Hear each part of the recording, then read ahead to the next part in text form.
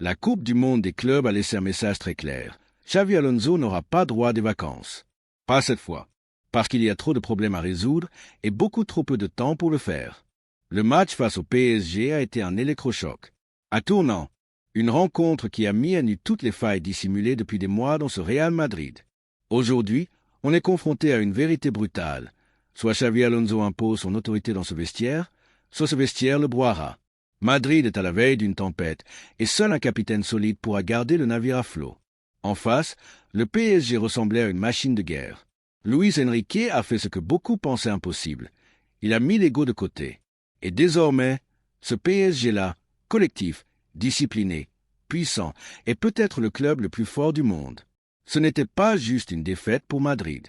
C'était une leçon, une dissection clinique. Aucun pressing, aucun contrôle, aucun plan. Le trio offensif du Real n'a cadré qu'un seul tir dans tout le match. Le PSG, 14 tirs cadrés depuis l'intérieur de la surface. Les chiffres parlent d'eux-mêmes. Ils sont même accablants. Tchouaméni, meilleur madrilène en nombre de passes réussies, en a réussi 36. En face, Vitinha a claqué. 105 passes réussies. Bellingham, 17 Mbappé, 12 Vinicius, 10 même Hakimi, 74, Fabian Ruiz, 71, Joao Neves, 64, Beraldo, 62, Marquinhos, 61 ou Nuno Mendes, 61, ont fait mieux. Un camouflet total. Le Real a regardé le match comme un spectateur.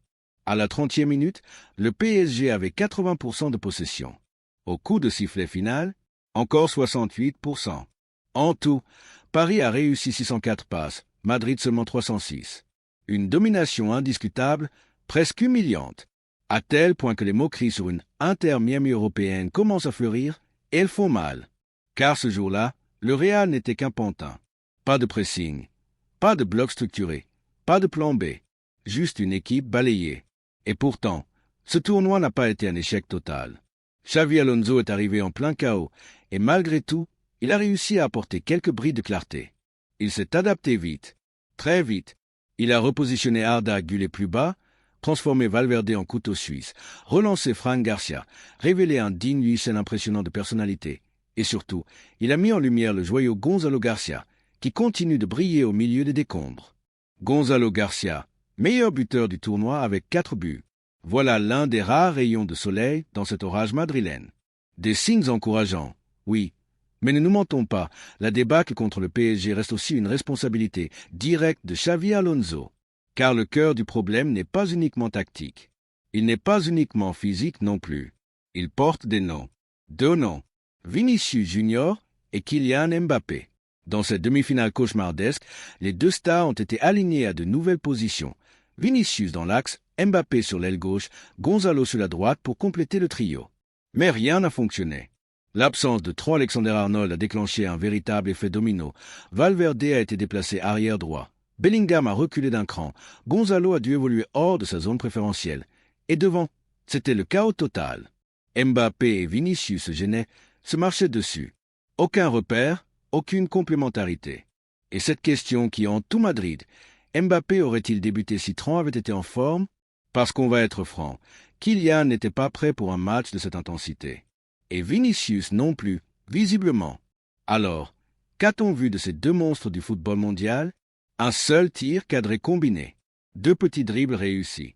Sur la plus grande scène, c'est dérisoire. Pire encore, leur carte de chaleur montrait la même chose. 2 joueurs occupant les mêmes zones, dérivant sans but. Pas d'osmose, pas d'alchimie, juste du bruit. Et ce n'est même pas nouveau. Cette fracture, cette incompatibilité, elle date de la saison dernière. Vinicius, sur ce match, 20 ballons touchés en 65 minutes. Seuls 4 remplaçants ont fait pire. 10 passes réussies. Ce n'est tout simplement pas du niveau élite. En conférence de presse, Xavi Alonso a été interrogé. Mbappé et Vinicius peuvent-ils vraiment progresser ensemble? Mais il a éludé la question. Je parle de l'équipe. Si nous n'apprenons pas de nos erreurs, alors nous sommes stupides. Mais quelle erreur visait-il vraiment? Celle de tenter d'aligner 2 égaux de gauchers dans un même 11, sans véritable ajustement? Et le pire, c'est que la leçon était sous leurs yeux, de l'autre côté du terrain. Ousmane Dembélé, Lui aussi un ailier explosif, ex-Barça, s'est transformé en chien de garde du pressing sous les ordres de Luis Enrique. Il court, il se sacrifie, il joue pour l'équipe. Et c'est exactement ce qu'on attend désormais de Mbappé et Vinicius. S'ils veulent battre un jour une équipe comme ce PSG, ils devront mettre leur ego de côté. Ils devront jouer pour le maillot.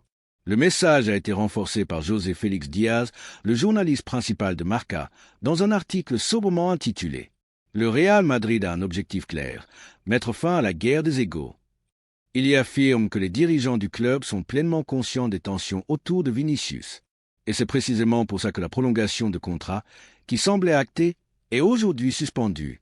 Certains joueurs, écrit-il, ne sont tout simplement pas faits pour jouer en équipe. Leur ego prend toujours le dessus, surtout quand les choses tournent mal. Dans les jours à venir, une série de réunions décisives est prévue à Valdebebas. La direction va s'adresser aux joueurs, un par un, pour leur poser 3 questions claires. Que voulez-vous vraiment? Quels sont vos objectifs? Et quel est votre degré d'engagement envers le club? La ligne est simple, soit vous jouez pour l'équipe, soit vous partez. Florentino Pérez est personnellement préoccupé par l'état d'esprit de Vinicius. Il n'est pas le seul à être en difficulté, mais tous les projecteurs sont sur lui. Et le club veut comprendre ce qui se passe dans sa tête. Dans le cas de Rodrigo, c'est déjà plié. Le Real lui cherche activement une porte de sortie. Xavi Alonso lui a fait comprendre qu'il ne comptait plus sur lui. C'est à Vinicius maintenant de s'exprimer, de dire ce qu'il veut vraiment. Tous les accords précédents pour son contrat, oubliés. Tout est remis à zéro. Et Xavi Alonso a été rassuré par la direction. Il aura les mains libres. Si l'entraîneur souhaite de nouveaux profils, il les obtiendra. Mais pour cela, il faut faire de la place. Le premier domino à tomber sera Rodrigo, dont le transfert pourrait rapporter 80 millions d'euros. Arsenal, Liverpool, le Bayern, même le PSG sont intéressés. Il ne manquera pas de prétendants. Car au Real, l'avenir est déjà en train de se redessiner. Avec Mbappé, avec Gonzalo Garcia, mais sans forcément Rodrigo. Et peut-être même sans Vinicius Junior. Parce que dans l'esprit d'une partie grandissante des sociaux, Xavi Alonso n'a qu'un seul choix, trancher. L'été qui arrive s'annonce décisif, presque dramatique. Xavi Alonso a une décision clé à prendre. Soit il accepte de vendre Vinicius Junior pour utiliser ses fonds précieux à une reconstruction nécessaire de l'équipe. Soit il commence la nouvelle saison avec un duo offensif brisé, Mbappé et Vinicius, et court le risque de revivre les humiliations face à des équipes comme le Barça ou ce même PSG. La vérité crue du football moderne, c'est qu'on ne peut pas se permettre d'avoir 2 joueurs avec un ego démesuré et des coéquipiers qui presque en ça leur chante, mais disparaissent quand le match se corse. Le Real Madrid n'a de place que pour un seul grand, et ce privilège, c'est clairement Mbappé qui le justifie, avec ses plus de 40 buts par saison. Mais que peut offrir Vinicius dans sa version actuelle? Un rendement honorable, autour de 20 buts et 15 passes décisives par saison. Ce n'est pas négligeable, mais c'est loin du niveau d'un top mondial. Sauf que le dossier est compliqué par le conflit qui court entre Vinicius et Florentino Pérez en coulisses. La rumeur court fort. Vinicius réclamerait désormais le salaire le plus élevé du Real Madrid. Actuellement à environ 10 millions d'euros net par an, il viserait désormais entre 25 et 30 millions. Pour mettre cela en perspective, rappelons que Florentino avait déjà refusé une hausse majeure à Cristiano Ronaldo, alors que ce dernier avait déjà 5 ballons d'or à son palmarès et était le leader incontesté de l'équipe. Et aujourd'hui, on parle d'une demande salée pour Vinicius, qui, à 25 ans, n'a pas encore atteint ce niveau de domination. Dans ce contexte, la proposition alléchante de la Saudi Pro League, avoisinant les 200 millions d'euros, pourrait bien précipiter une fin inattendue à cette histoire. Partir en Arabie Saoudite à 25 ans, au sommet de sa carrière et juste après avoir vu le ballon d'or lui échapper, c'est un scénario qu'on n'avait jamais imaginé, mais qui pourrait devenir réalité. On a l'impression que Vinicius est un peu perdu depuis le documentaire Netflix et qu'il ne s'est jamais vraiment remis de cette défaite dans la course au ballon d'or. Depuis le tweet désormais tristement célèbre ne trompe pas. Depuis, Vinicius paraît 10 fois moins bon sur le terrain. Sa performance est en chute libre. Au final, il ne reste que 2 choix possibles pour lui. Soit il change radicalement, s'efface au profit de Mbappé et joue pour l'équipe. Soit il finit en exil, direction la Saudi Pro League. Pendant ce temps, le Real Madrid reste actif sur le marché des transferts. Le latéral gauche de Benfica, Álvaro Carra, est annoncé pour un transfert de 50 millions d'euros. Mais les besoins ne s'arrêtent pas là. Au milieu, avec le départ probable de Modric ou la nécessité d'un renfort, un nouveau joueur est attendu. En défense centrale aussi, un coup de frais semble inévitable, car Antonio Rudiger n'est plus au sommet de sa forme. Et voici une statistique qui doit faire froid dans le dos. 84 buts encaissés cette saison, un record décevant. Si à cela s'ajoutent les possibles départs de Rodrigo et Vinicius, le Real devra recruter un nouvel ailier. Soyons honnêtes, la colonne offensive actuelle, avec Mbappé, Gonzalo Garcia, Endrick, Brahim Diaz et Martin Degar, ne garantit pas encore la stabilité ni le rendement espéré en termes de buts. Ce qui va se passer cet été au Santiago Bernabéu reste enveloppé de mystère. Mais une chose est certaine, Florentino Pérez a toujours été un maestro du mercato. Il saura tirer les ficelles pour remettre le club sur les rails. Et c'est là que la nouvelle réalité du Real Madrid se dessine.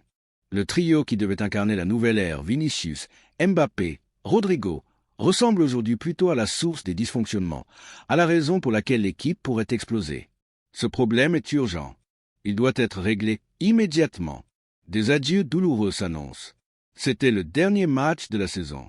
En août, nous commencerons 2025 à 2026 et la préparation sera différente, a prévenu Xavi Alonso après la déroute contre le PSG. La grande leçon est là. Vinicius et Mbappé doivent cesser d'être des solistes et apprendre à jouer dans le même orchestre. Nous l'avons tous vu. Quand les 11 joueurs du Real Madrid attaquent ensemble et défendent ensemble, comme Xavi Alonso le répète, ce sera la mission de la saison prochaine. Le Real Madrid va changer. Pas par caprice, mais par nécessité. Pour survivre et régner au sommet du football mondial. Et s'il faut sacrifier Vinicius pour y parvenir, Florentino Pérez n'hésitera pas une seconde. Maintenant, une question pour vous, Madridista. Vous arrive-t-il de regarder un match et de vous demander pourquoi Vinicius se contente de marcher sur le terrain? Pourquoi Mbappé disparaît parfois pendant une demi-heure? C'est le moment de télécharger Real Life, l'application qui vous apporte non seulement les dernières actualités, mais aussi des analyses de matchs de niveau élite directement dans votre poche. Dans Real Life, vous trouverez toutes les statistiques détaillées après chaque match, touches de balle, passes réussies, erreurs, notes objectives basées sur les données, transferts, contrats et même un simulateur de composition pour les prochains matchs. Après la rencontre contre le PSG, j'ai ouvert l'application et boum, Vinicius avait moins de passes réussies que Donnarumma. Mbappé, une seule touche de balle dans la surface adverse. Ça en dit long, non? Plus de 1000 tweets analysés. Vous voulez voir le match avec les yeux de Xavi Alonso? Téléchargez Real Life, le lien est dans le commentaire épinglé. Cette saison a été longue. Ce match, brutal. Mais c'est ça, le Real Madrid.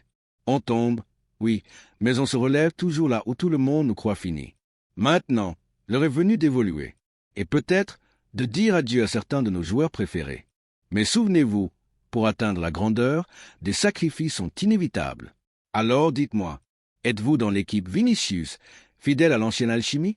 Ou dans l'équipe Discipline, celle qui croit à la nouvelle vision de Xavi Alonso? Likez si vous n'avez jamais cessé de croire en ce club. Abonnez-vous si vous êtes prêt pour un été de folie. Transfert, reconstruction et le début d'une toute nouvelle ère galactique. Nous sommes Madridistas et notre prochaine grande saison, elle commence maintenant. On se retrouve très vite pour une nouvelle vidéo. À la Madrid!